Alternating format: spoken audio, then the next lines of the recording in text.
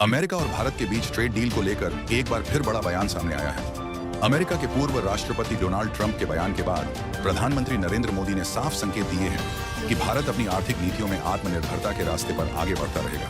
PM Modi के मुताबिक आने वाले समय में मेक इन इंडिया अभियान और ज्यादा मजबूत होगा और भारत अपने हितों को प्राथमिकता देते हुए वैश्विक व्यापार में भागीदारी निभाएगा। दरअसल हाल ही में डोनाल्ड ट्रंप ने भारत अमेरिका व्यापार को लेकर टिप्पणी करते हुए कहा था कि भारत को अपने बाजार को और खोलना चाहिए। इस बयान के बाद भारत में ट्रेड डील और घरेलू उद्योगों पर असर को लेकर चर्चा तेज हो गई। इसी संदर्भ में प्रधानमंत्री मोदी ने एक कार्यक्रम के दौरान कहा कि भारत अब सिर्फ एक बड़ा बाजार नहीं बल्कि एक मजबूत मैन्युफैक्चरिंग हब बन चुका है। प्रधानमंत्री मोदी ने कहा कि भारत की नीति स्पष्ट है, देश में उत्पादन बढ़ाना, युवाओं को रोजगार देना और घरेलू कंपनियों को वैश्विक स्तर पर प्रतिस्पर्धी बनाना।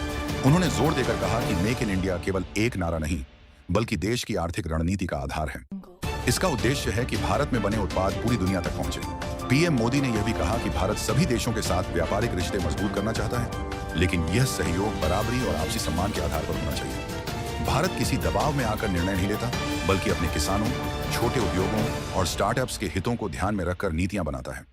ट्रेड डील को लेकर प्रधानमंत्री ने संकेत दिया कि भारत अमेरिका समेत सभी वैश्विक साझेदारों के साथ बातचीत के लिए खुला है, लेकिन शर्तें ऐसी हों जो देश की अर्थव्यवस्था को दीर्घकालिक फायदा पहुंचाए। उन्होंने कहा कि पिछले कुछ वर्षों में भारत ने इलेक्ट्रॉनिक्स, रक्षा, मोबाइल मैन्युफैक्चरिंग और ऑटो सेक्टर में बड़ी प्रगति की है, जो मेक इन इंडिया की सफलता का प्रमाण है।